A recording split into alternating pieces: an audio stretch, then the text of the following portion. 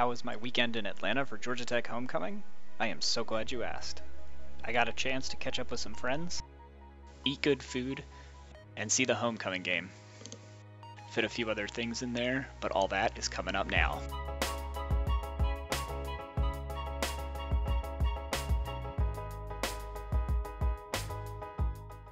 Welcome to Atlanta. Made it yesterday. I flew in on Frontier Airlines, and I don't think I'm ever going to make that mistake again. There was a comedy of errors that ended up with us an already late flight being delayed by probably, I don't know, an hour and a half. We got on the plane and the pilot apologized to us for some of the delays. I can't make this up. He told us that they had to turn the plane off and back on again. Luckily the flight was only an hour and a half and pretty smooth, so no huge problems there. The hotel I'm staying in is a Hyatt place, the Hyatt place Atlanta downtown. It's fine, nothing too crazy. They do have a breakfast. It's, I'd say, pretty straightforward. I'm heading off to the College Football Hall of Fame this morning. It's within walking distance, and I never got a chance to check that out. So I'll do that. I've heard good things, and then heading over to the World of Coke. So the College Football Hall of Fame ended up being super fun, and if you are ever in Atlanta and you have a chance to go to the Hall of Fame, you should absolutely do it.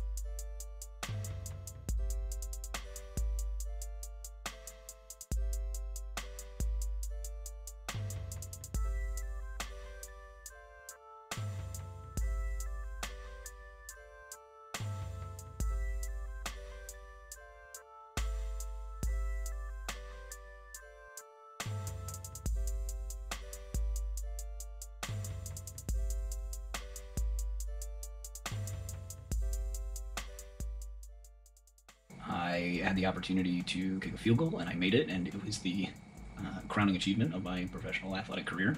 A bunch of small children cheered for me when I made it, and I gave a nice little fist bump and moved on with my life. World of Coke was okay. I'm glad I took the chance to go.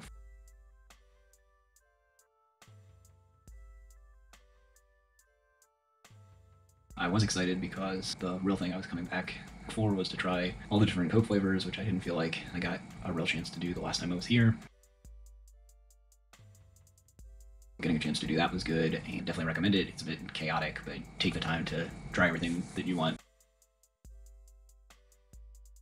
Some of it is really good, and some of it is pretty terrible, but it's cool to try everything. I also got a chance to walk around Tech's campus quite a bit. It's amazing how much has changed, and also kind of how much hasn't in the decade plus since I've been there.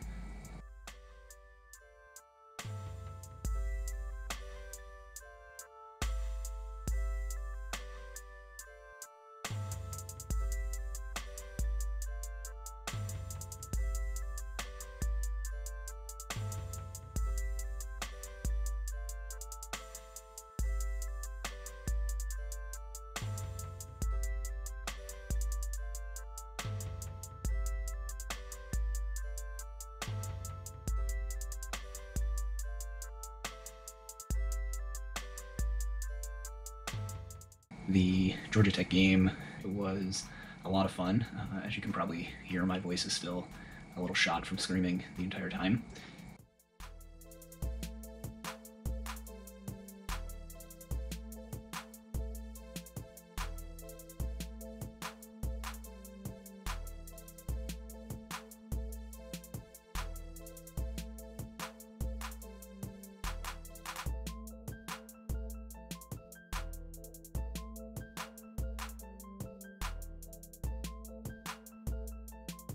And then Sunday happened.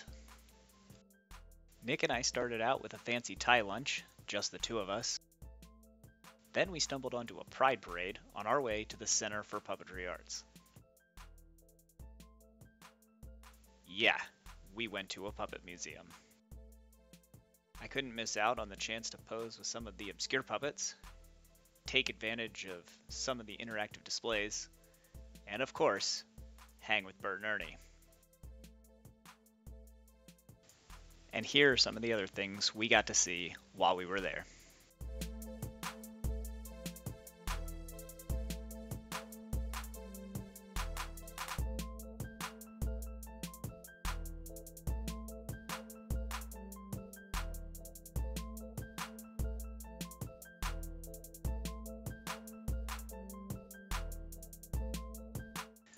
We made sure to take advantage of the performance included with our ticket. It was an hour long and definitely not geared towards us, but was still pretty good and definitely worth it if you have kids.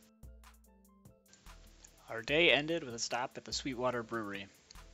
They have a great selection of beers on site, but they're hard to find back home. 420 and Blue are the ones you'll most likely find outside of Atlanta. Even though we assumed it would be just like any other brewery tour, we went on a magical journey with our tour guide Coyote, pictured here pouring us a beer during the tour.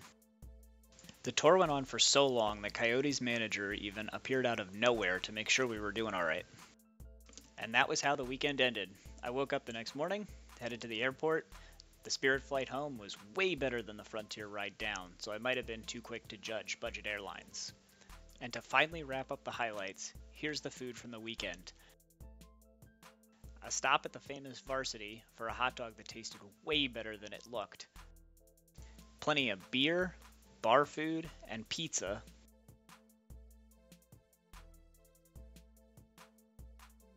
And a visit to the only famous vegan restaurant I know of, which is absolutely worth the hype.